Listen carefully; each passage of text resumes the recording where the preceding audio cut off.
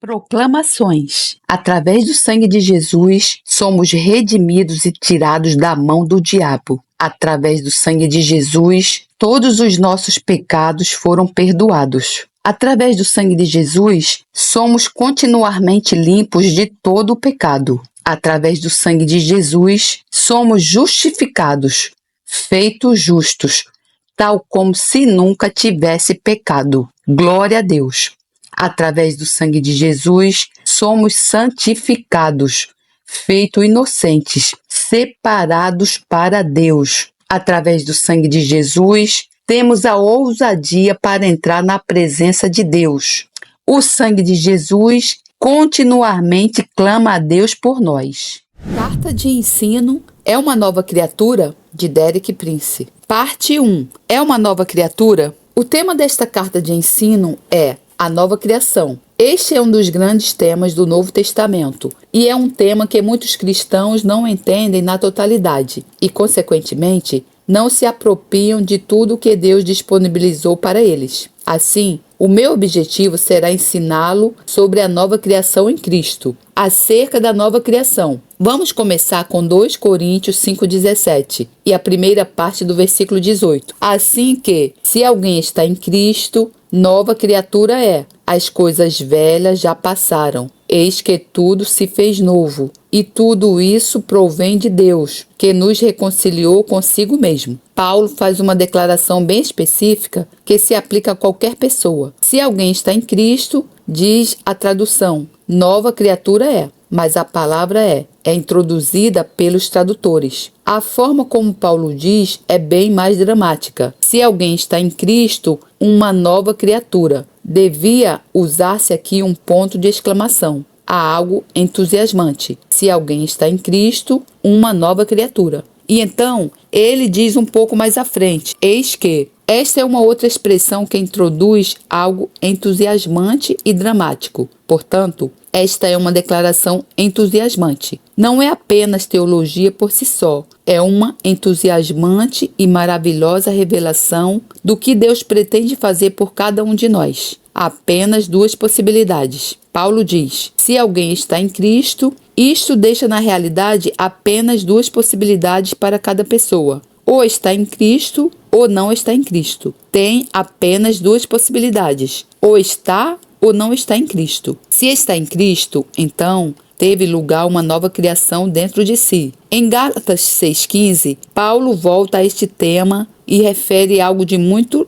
longo alcance. Gálatas 6,15. Porque em Cristo Jesus nem a circuncisão, nem a incircuncisão tem virtude alguma, mas sim o ser uma nova criatura. Pelo que entendo, ele está a dizer que a única coisa que realmente importa em Cristo é uma nova criação. Não bastam simples cerimônias religiosas. Ser circuncisado ou não circuncisado, ser batizado ou não batizado, não é a questão importante. A questão importante é, tornou-se uma nova criatura em Jesus Cristo? Essa é a única que, em última análise, importa. A única coisa que é importante é, tornou-se uma nova criatura em Jesus Cristo? Não importa se somos anglicanos, ou batistas, ou presbiterianos, ou pentecostais. O que importa é uma nova criatura? Essa é a pergunta, essa é a questão. Criação, um ato de Deus. Criar é algo que apenas Deus pode fazer. Onde quer que encontremos a palavra criar, se for corretamente usada, descreve algo que Deus fez. O homem pode manufaturar, o homem pode consertar, o homem pode melhorar, mas só Deus pode criar. E os resultados do pecado nas nossas vidas são tais que não podem ser reparados nem melhorados. Só há uma coisa que pode alcançar o que é necessário: um ato criativo de Deus. No Salmo 51:10, um grande salmo de penitência que Davi orou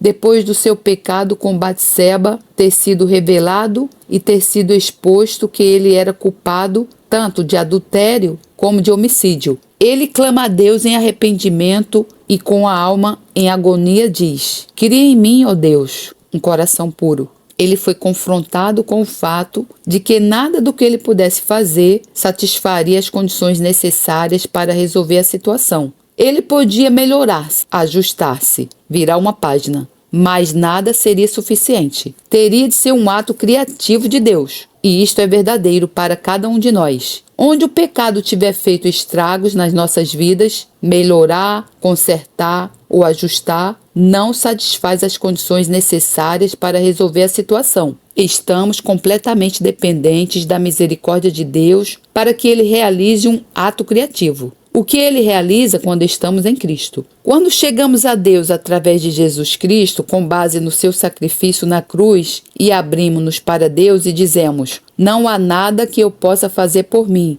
Estou completamente dependente do que possas tu fazer para mim. Então, na sua fidelidade e misericórdia, Deus age e gera a nova criação. O padrão da velha criação. O fato de Paulo falar sobre uma nova criação indica que já existia uma criação prévia. E esta criação prévia que deu origem à raça humana é descrita no livro de Gênesis 2:7. E se virmos a descrição da primeira criação, observamos que de muitas formas há um paralelo maravilhoso com a nova criação em Cristo. De fato, não se consegue entender completamente a nova criação, enquanto não compreender a primeira. Vamos então para Gênesis 2:7. O que me impressiona na Bíblia é que ela consegue dizer tanto em tão poucas palavras. Antes de tornar-me pregador, era um filósofo profissional. E basicamente os filósofos usam palavras bastante longas para explicar coisas complicadas que não podem ser realmente compreendidas. Quando conheci, tive um encontro com Jesus Cristo e me tornei uma nova criatura em Cristo, de forma muito dramática, uma noite num quarto de caserna do exército britânico na Segunda Guerra Mundial,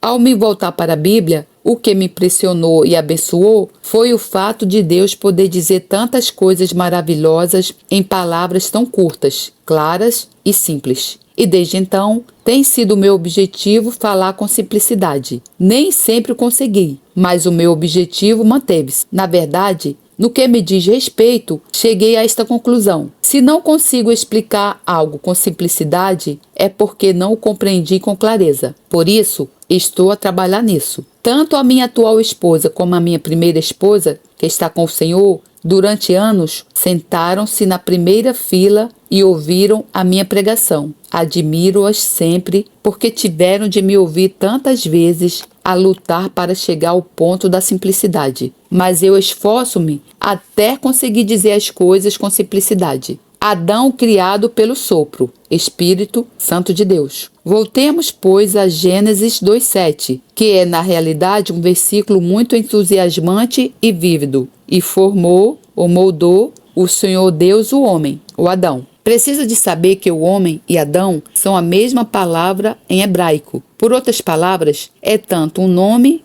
como uma raça. E formou o Senhor Deus o homem do pó da terra, e soprou em suas narinas o fôlego da vida, e o homem foi feito alma vivente. O versículo anterior diz que naquela altura não choveu, mas que uma névoa saiu do chão e molhou a terra. Assim, o pó com que o Senhor Deus formou o homem estava úmido, era barro. Agora simplesmente acredito que tudo aconteceu da forma como foi descrito. Pode não achar fácil acreditar nisso. Tem de tomar a sua própria decisão. Mas, pessoalmente, acredito que a Bíblia nos conta as coisas exatamente como elas são. E quando diz o Senhor Deus, outras passagens das Escrituras, particularmente no Evangelho de João, diz-nos que não foi o Deus Pai, mas Deus o Filho Eterno, que foi manifestado na história humana como Jesus de Nazaré. Porque o Evangelho de João conta-nos que todas as coisas foram feitas por ele, Jesus, e sem ele, nada do que foi feito se fez. João 1:3. Falamos de Deus, como revelado na Bíblia, como três pessoas, Pai, Filho e Espírito Santo. Assim, se eu falar acerca da primeira pessoa, é o Pai. A segunda pessoa é o Filho. A terceira pessoa é o Espírito. Um Deus, três pessoas. É muito interessante. O primeiro versículo da Bíblia contém o mistério de Deus. Diz que no princípio Deus criou os céus e a terra. A palavra hebraica para Deus está no plural. É Elohim. E In é a terminação da palavra no plural. Assim, a primeira vez que Deus é mencionado na Bíblia, em Gênesis 1:1, é na forma plural. Mas segue-se o verbo criou no singular. Os verbos em hebraico podem estar no plural ou no singular. Temos, pois, o mistério de unidade e pluralidade da divindade. Tudo no primeiro versículo da Bíblia. E quando chegamos ao segundo capítulo de Gênesis, vemos que a maior parte dele fala do Senhor Deus. Isso seria o Elohim Jeová.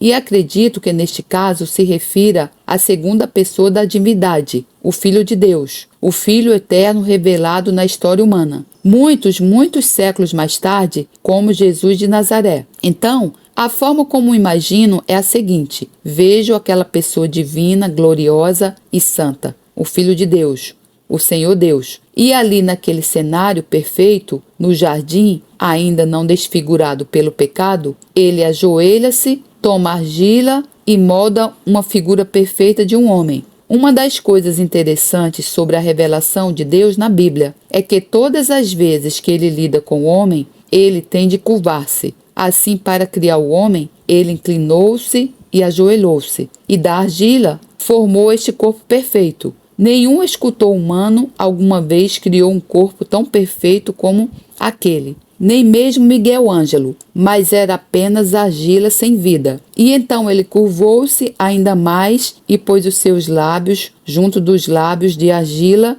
e as suas divinas narinas junto das narinas de argila. E diz que ele soprou nele o sopro da vida. Bom, não tencionava envolver-me tanto no hebraico, mas é interessante e creio que com isto o posso ajudar a compreender. O hebraico é uma das línguas em que o som de uma palavra representa a coisa que está a ser descrita. Percebe? A palavra para soprar é uma palavra que tem um som P e depois tem o som que em hebraico chama-se het. É um som feito na garganta. É um sopro, uma expiração gutural. É a palavra viapate. Primeiro que tudo, a explosão do som P e depois a longa expiração do som do het. E o que pretendo enfatizar é que Deus pôs tudo de si próprio naquele sopro. Ele soprou-se a si próprio para dentro daquele homem. Toda a energia de Deus foi libertada através daquele sopro. E o Espírito da vida de Deus entrou naquele corpo de barro e a mais espantosa transformação aconteceu. O corpo de barro tornou-se um ser humano. Mesmo que não falemos da parte interior do homem e apenas da mudança exterior, ele tinha olhos que viam, narinas que cheiravam, um coração que batia. Os médicos dizem-nos que num olho humano há mais de 100 trilhões de partes que funcionam. O que é que criou um olho humano? Nunca poderia acreditar que uma coisa dessas pudesse acontecer por acaso. Parece-me totalmente inacreditável. Mesmo quando eu era filósofo, não conseguia acreditar nisso. Pense acerca disso. O Espírito de Deus, propriamente dito, soprado para o interior, transformou a argila num corpo com vida. Nenhum de nós consegue compreender as complexidades de um corpo humano. Quanto mais os médicos o estudam, mais complicado se torna. Qual foi a fonte de tudo isto e onde é que tudo começou? Começou com o Espírito de Deus soprado para dentro do barro. Foi assim que surgimos. Como filósofo, estudei todos os tipos de teorias sobre a origem do homem e do universo, mas nenhuma delas fazia realmente sentido. Quando encontrei o Senhor e comecei a ler a Bíblia explicou-me a mim próprio. Fez sentido e continua a fazer sentido desde há 50 anos. Pense, pois, acerca de tudo isto. Qual é a verdadeira fonte do seu corpo? É o Espírito de Deus, o seu Espírito Criador. Veja, isso torna a cura divina muito lógica, porque quando seu relógio se avaria, não o leva ao sapateiro. A quem o leva? Ao relojoeiro. Quando seu corpo está mal, onde o leva? Por que não ir ao Criador? Ele é o indicado. Quero dizer, agradeço a Deus pelos médicos e de modo algum digo que não precisamos deles. Mas aquele que tem o poder real sobre qualquer área do seu corpo é o seu Criador. Eu diria, se é cristão, vai ao médico, mas não se limite a isso. Confie no médico como instrumento do próprio Deus. Ou talvez, em muitos casos, apenas ora e fica curado instantaneamente ou gradualmente. O que quero dizer é que se este é um relato correto da criação do homem, então, ir a Deus para a cura do seu corpo não é fanatismo, é lógica. Sabe, eu fui um lógico profissional. Uma das coisas que mais me tem abençoado sobre a Bíblia é que é o livro mais lógico do mundo. Nunca sinta necessidade de pedir desculpa a alguém por crer na Bíblia. Eu diria que a sua lógica é perfeita. 3 elementos: espírito, alma e corpo. E assim temos o homem criado.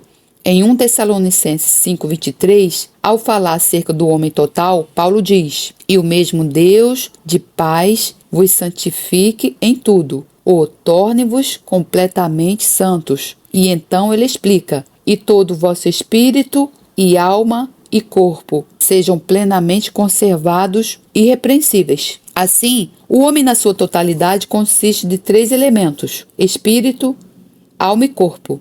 Se voltar ao ato da criação, o espírito soprado para dentro veio de Deus, veio de cima.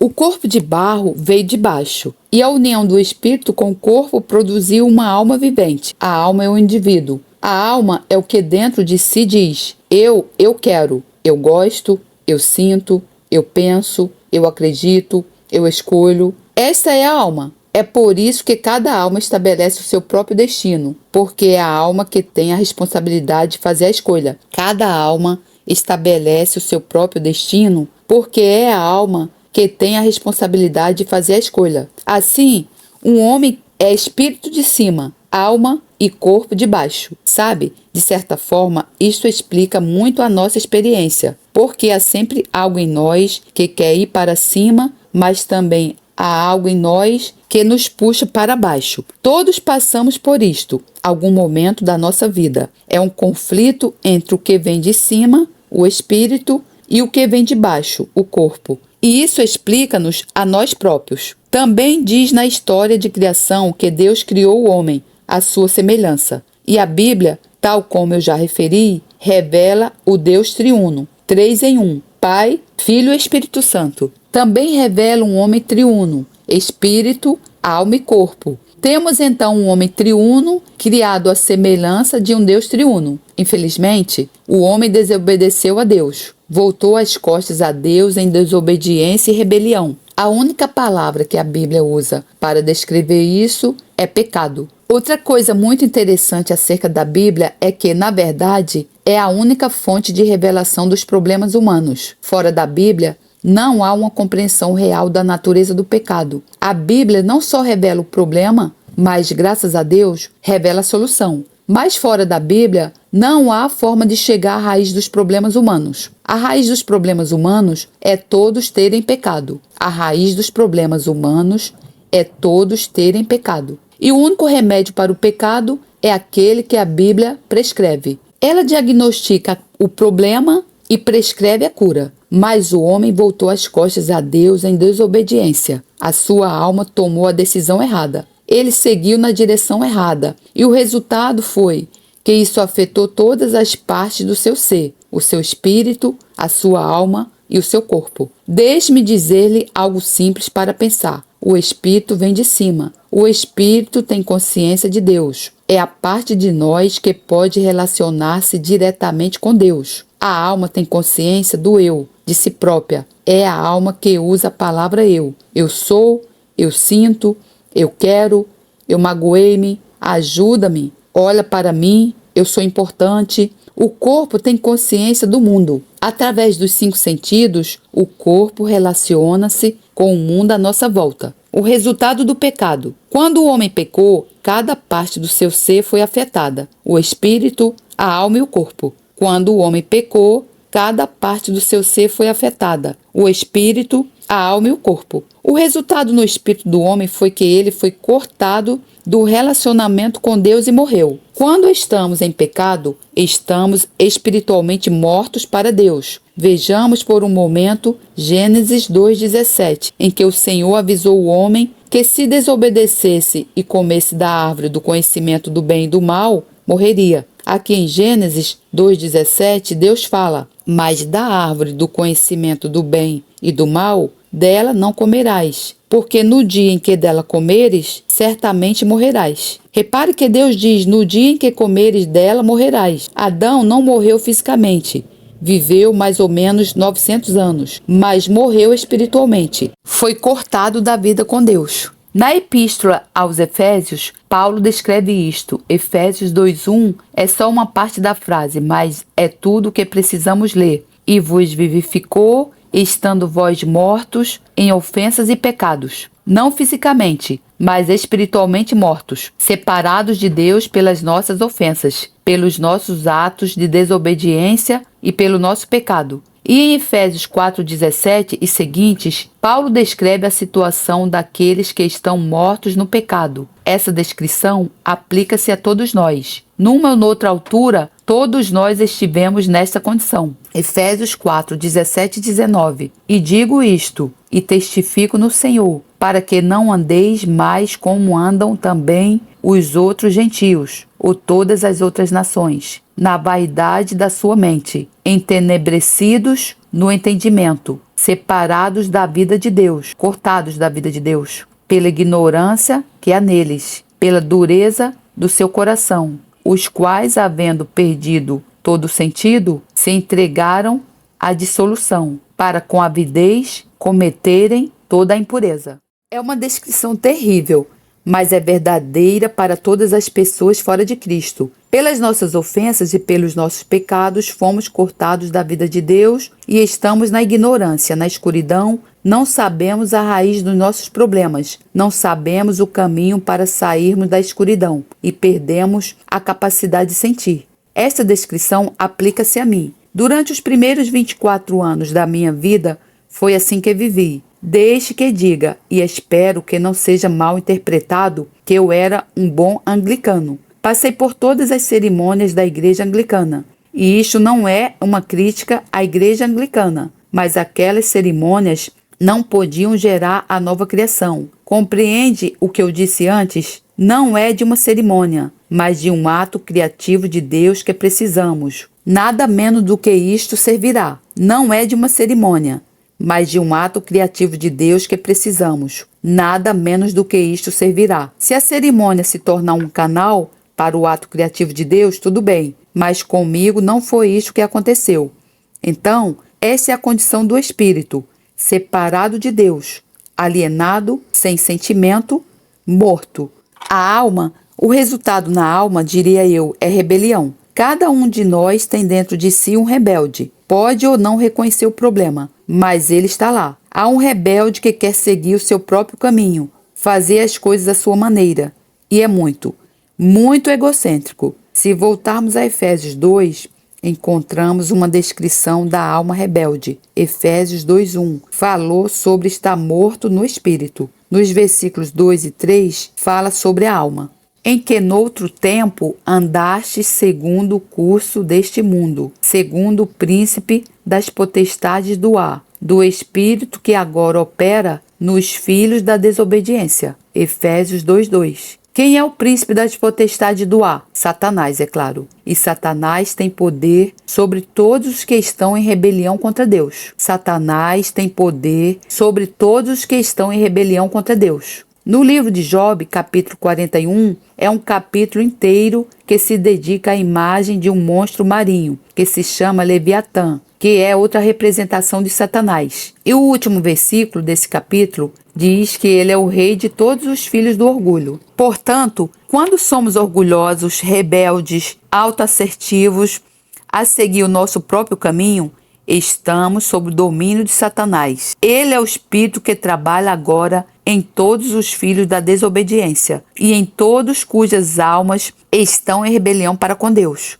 E então, Paulo continua no versículo seguinte, entre os quais todos nós também antes andávamos. Efésios 2:3. Todos nós inclui o apóstolo Paulo, todos os apóstolos, todos os pregadores, todos os pastores, todos os evangelistas, todas as pessoas. Todos nós estivemos alguma vez nessa condição, até a nova criação, entre os quais todos nós também antes andávamos nos desejos da nossa carne, fazendo a vontade da carne e dos pensamentos, e éramos por natureza filhos da ira, como os outros também. Não há exceções. Todos nós fomos assim na nossa ignorância, na nossa escuridão, na nossa rebelião, seguindo o nosso próprio caminho, fazendo as nossas próprias coisas. E a maior parte de nós não tinha consciência da nossa verdadeira condição. Eu sei que, pela minha parte, pelo menos 10 anos antes de conhecer o Senhor,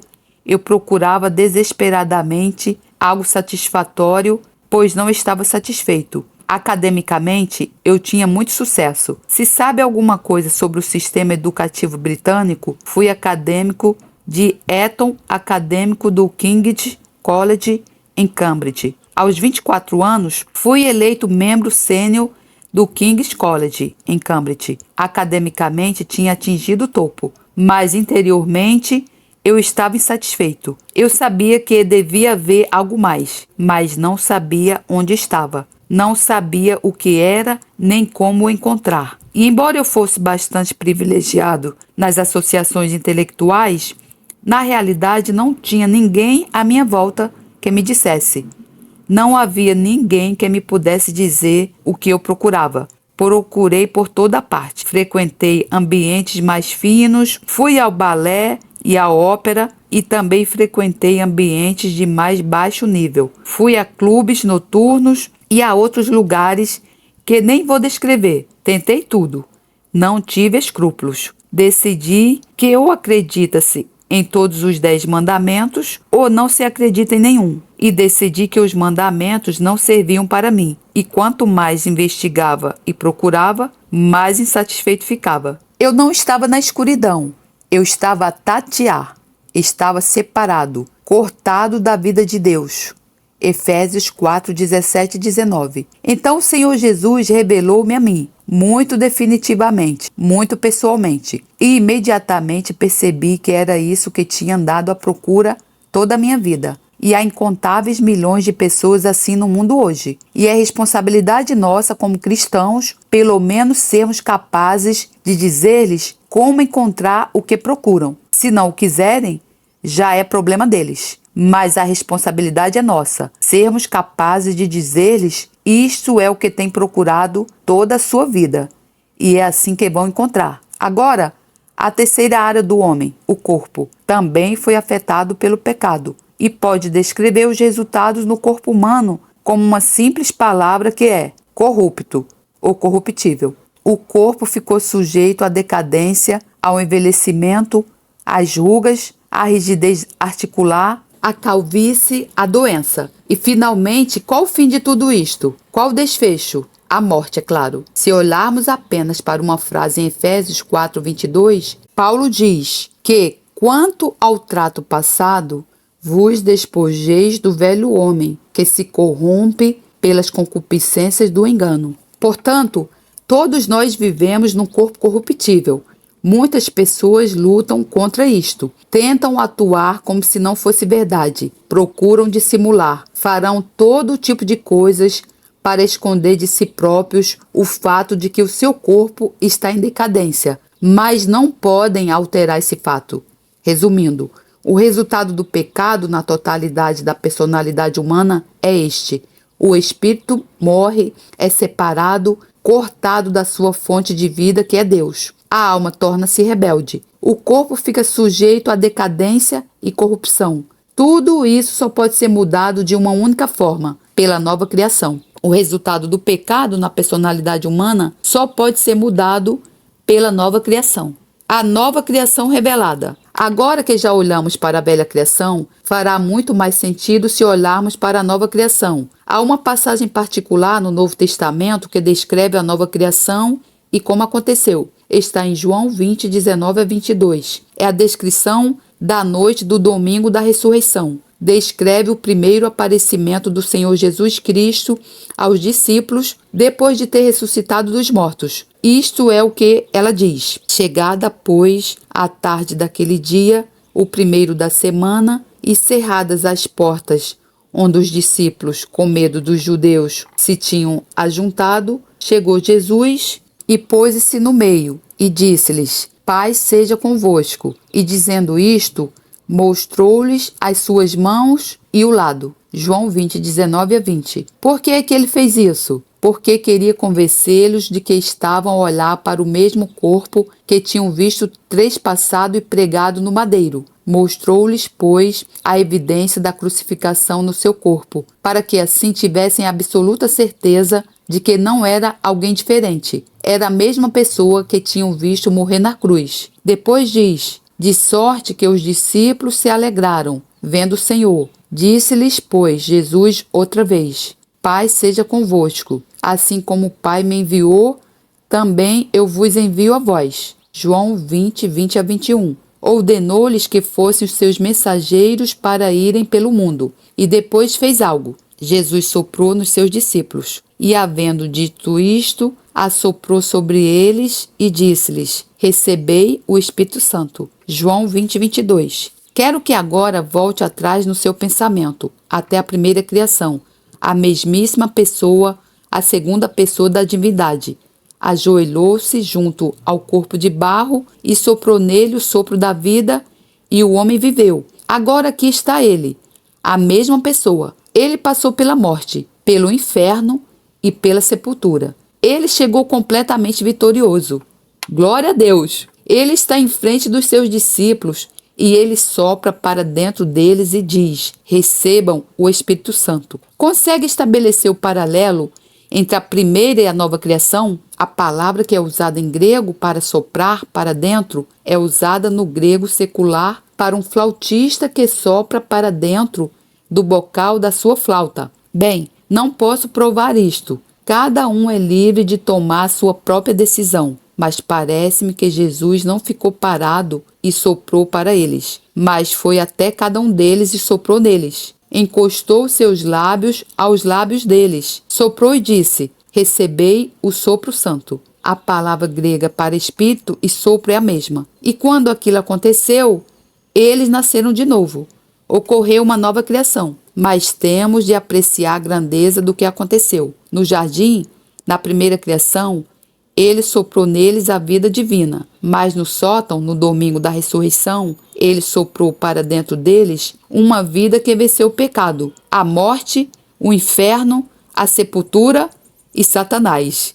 Aleluia! Louvado seja o meu Deus! Uma vida totalmente vitoriosa. Uma vida que não podia ser derrotada, não podia ser destruída. Uma vida que não podia ser afetada por nada que Satanás alguma vez fizesse. E isso é a nova criação. É isso que recebemos quando encontramos Jesus. Meu Deus! Glória a Deus! Louvado seja o nosso Senhor! Estou ciente de que Jesus não entra no quarto sempre de forma visível e sopra para dentro de nós. Mas estou convencido de que todas as pessoas que na verdade nasceram de novo têm de ter um encontro pessoal cara a cara com Jesus, não visivelmente. Uma pessoa tem de ter um encontro pessoal com Jesus para nascer de novo. Sei que isto aconteceu comigo. Eu não compreendi a salvação, nem sabia nada sobre nascer de novo. Uma noite, simplesmente decidi orar porque tinha chegado a um ponto de desespero. Simplesmente não compreendia. Era cerca das 11 horas da noite na camarata do quartel do exército e eu era a única pessoa que estava acordada. Durante cerca de 1 hora não consegui orar. Simplesmente não sabia o que orar. Não sabia a quem orar. Não sabia o que dizer. Então percebi que estava ali uma pessoa. Nunca o vi. Mas a sua presença causou um poder espiritual enorme que veio sobre mim e fui lançado ao chão. Durante a hora seguinte, o Espírito de Deus fluiu para dentro de mim, através de mim e para fora de mim. Eu não fiz uma oração de salvação, não sabia como ser salvo, mas encontrei e conheci Jesus. E no dia seguinte, eu era uma pessoa completamente diferente. Levei 6 meses para conseguir descobrir todas as diferenças que ocorreram em mim naquela noite. E essas diferenças mantiveram-se por quase 50 anos. Portanto, essa não é uma experiência emocional temporária. Eu não sabia dizer que tinha nascido de novo. Tive de aprender a linguagem religiosa, mas tive um encontro com Jesus. Quero dizer isto corretamente. Pode juntar-se à igreja e não mudar. Tenho receio que certas igrejas estejam cheias de pessoas que se juntaram a elas e nunca mudaram. Mas não se pode encontrar Jesus e ficar igual. Não se pode encontrar Jesus e ficar igual. A salvação não é apenas dizer uma oração ou assistir um cartão. A salvação é um encontro pessoal com o Senhor Jesus Cristo. A salvação é um encontro pessoal com o Senhor Jesus Cristo. Não tem de ser dramático, pode ser muito discreto e muito simples. Pode acontecer no altar de uma igreja ou em qualquer tipo de cenário. Deus não se interessa por cenários ou lugares, mas tem de haver essa verdadeira mudança vital. Tem de haver essa nova vida que é maior do que qualquer coisa que alguma vez possa vir contra nós. Fui salvo no exército britânico. E o exército britânico não é um conjunto de pessoas muito piedosas, para não dizer pior. Pensei agora que sou cristão. Deus há de tirar-me do exército, mas ele não o fez. Deixou-me lá por mais 5 anos. Mostrou-me que eu podia ser um cristão no exército. Os mesmos homens que me tinham visto viver uma vida muito pecaminosa, viram-me viver uma vida completamente diferente. Eu não sou responsável pela mudança. Eu nunca poderia ter provocado a mudança. Só Jesus o podia fazer, mas eu estava disposto. Cheguei ao fim das minhas próprias lutas em que tentei raciocinar e entender as coisas, resolver os problemas da vida. E quando atingi o fim de mim próprio e o encontrei, a mudança aconteceu. Se alguém está em Cristo, uma nova criação. As coisas velhas já passaram, eis que tudo se fez novo, e tudo isto provém de Deus. A nova criação não é um trabalho remendado. Não é Deus a fazer pequenos concertos aqui e ali. É um começo completamente novo e tem uma única fonte. Essa fonte é o próprio Deus. A nova criação é um começo completamente novo e tem uma única fonte que é o próprio Deus. O resultado da nova criação. Vejamos brevemente as mudanças que acontecem na personalidade humana como resultado da nova criação, do novo nascimento, da salvação. Em primeiro lugar, o Espírito é vivificado. Em Colossenses 2:3, Paulo escreve aos cristãos e diz: E quando vós estáveis mortos nos pecados e na incircuncisão da vossa carne, vos vivificou juntamente com ele, vivo no Espírito. O Espírito é reunido a Deus, a fonte da sua vida. Vida nova entra no Espírito. Estava separado devido ao pecado. Agora está reunido. A alma é reconciliada. O rebelde encontra paz. Essa palavra é usada na passagem de 2 Coríntios 5:17 e 18, que já lemos. Vamos voltar a ler essas palavras. Assim que, se alguém está em Cristo, nova criatura é. As coisas velhas já passaram, eis que tudo se fez novo.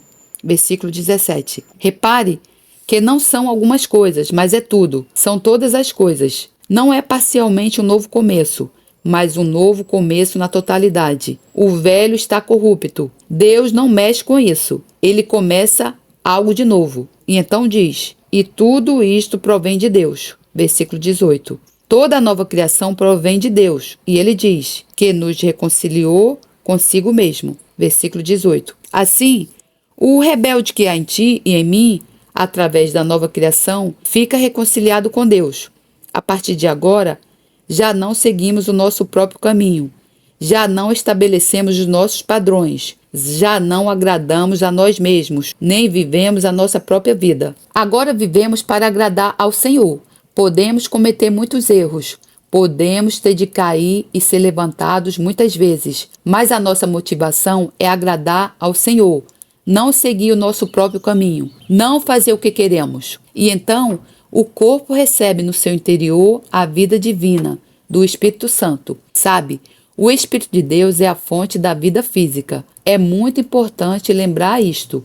Em Romanos 8:11, Paulo diz: E se o Espírito daquele que dentre os mortos ressuscitou a Jesus habita em vós, aquele que dentre os mortos ressuscitou a Cristo, também vivificará os vossos corpos mortais, pelo seu Espírito que em vós habita. Então, quando somos reconciliados com Cristo, quando recebemos o Espírito Santo, os nossos corpos tornam-se templos do Espírito de Deus. E esse Espírito, quando vive em nós, transmite a vida de Deus. O corpo continua a ser mortal, ainda vai morrer, mas há algo dentro dele que é mais poderoso do que a doença, do que o pecado e do que todas as forças que venham contra nós. Aleluia, meu Deus! Compreende? Deus tem um tempo de vida específico para cada um de nós. É o propósito de Deus que completemos o nosso tempo de vida.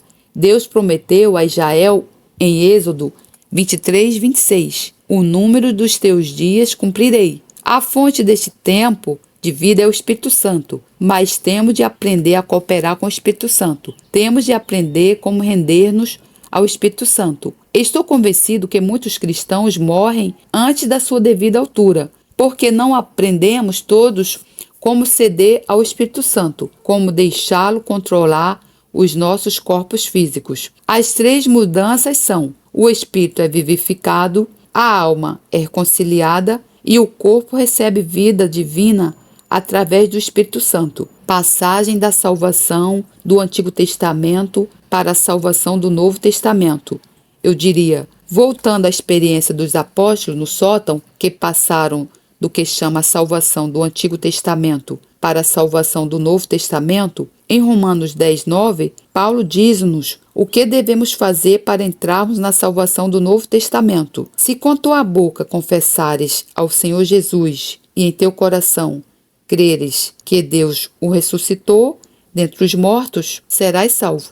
Afinal, quais são os 2 requisitos simples? Confessar Jesus como Senhor e acreditar que Deus o ressuscitou dos mortos. É muito simples. Naquela noite do domingo da ressurreição, pela primeira vez, os discípulos acreditaram que Deus tinha ressuscitado Jesus de entre os mortos. Eles já o tinham confessado como Senhor.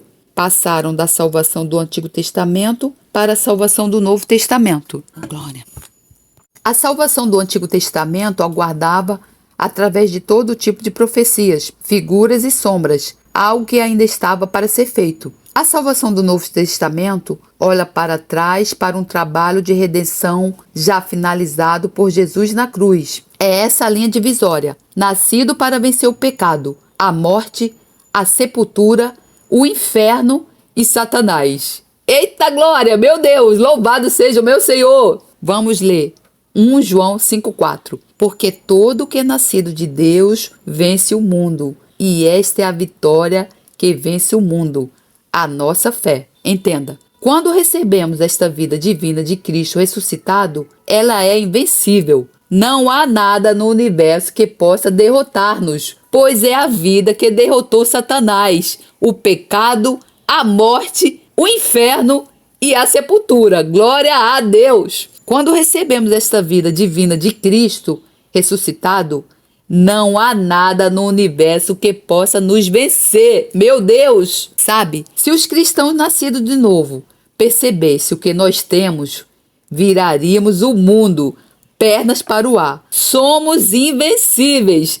Nós somos invencíveis. Vida que é divina, eterna, incorruptível, invencível e indestrutível. Meu Deus! As 5 palavras que eu uso para a vida de cristãos nascidos de novo é vida divina, é vida de Deus, é vida eterna, não apenas temporária, é eterna, é uma vida incorruptível, uma vida invencível e é uma vida indestrutível. Gostaria que lesse novamente essas 5 palavras e pensasse o que tem dentro de si. Se é um cristão nascido de novo: vida divina, vida eterna, vida incorruptível, vida invencível, vida indestrutível. Acredita mesmo nisso? Então, sabe o que tem de fazer? Agradecer. Tem de agradecer ao Senhor.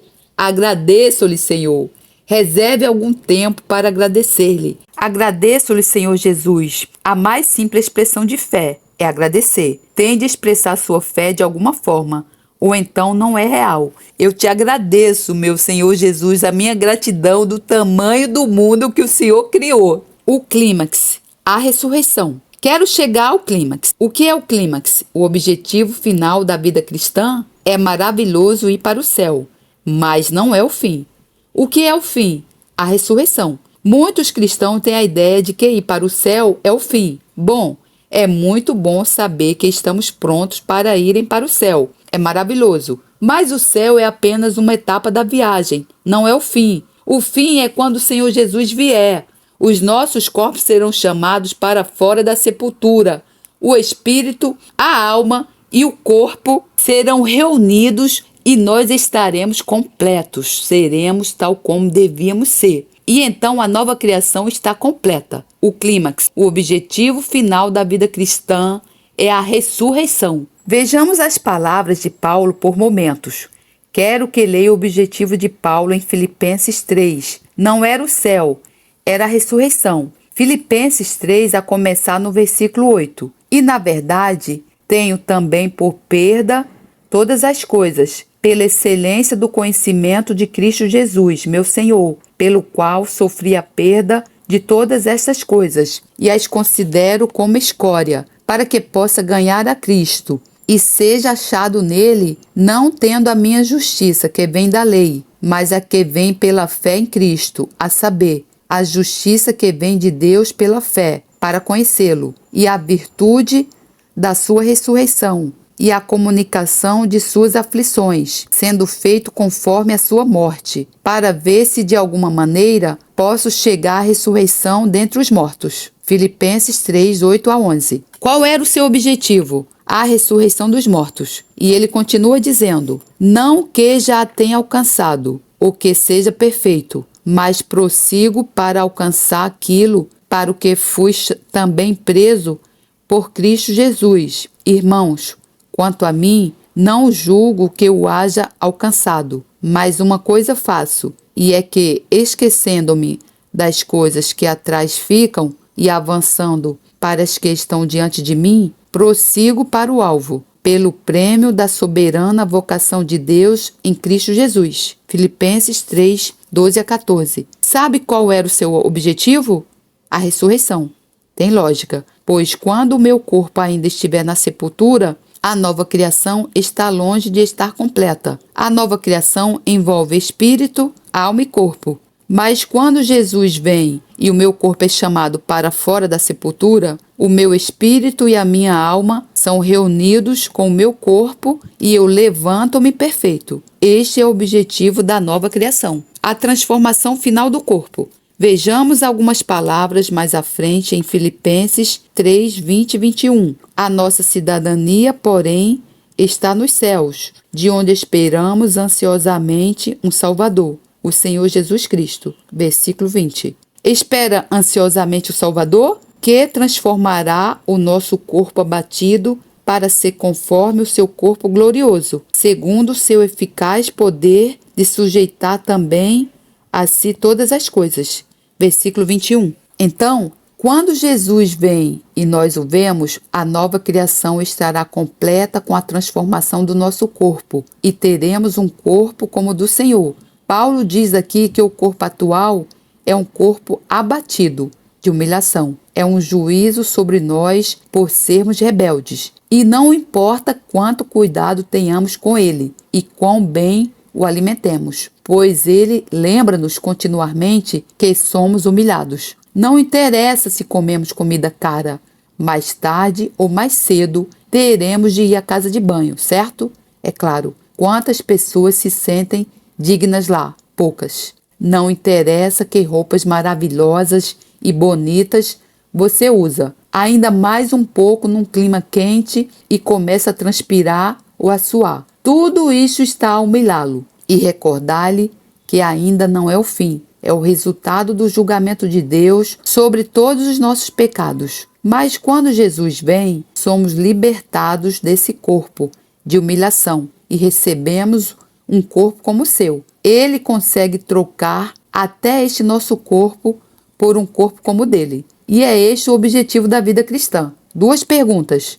Deixa-me terminar fazendo-lhe 2 perguntas muito importantes. Primeiro, experimentou a nova criação? Não quero saber se tem sido religioso, mas quero saber, experimentou a nova criação? Segundo, se experimentou a nova criação, as suas prioridades estão certas? Pode dizer como Paulo, esquecendo-me das coisas que atrás ficam e avançando para as que estão diante de mim, prossigo para o alvo, a ressurreição. Não julgo que o haja alcançado. Se Paulo ainda não o tinha alcançado, então nem você nem eu já o temos. Quero que considere essas questões por momentos. Já experimentou a nova criação? Caso não, pode experimentá-la agora. Tudo o que tem de fazer é chegar ao fim de si próprio, vir até Jesus, entregar-se nas suas mãos e dizer: Senhor, faz de mim o que quiseres que eu seja. Aleluia, glória a Deus! Irmão e irmã,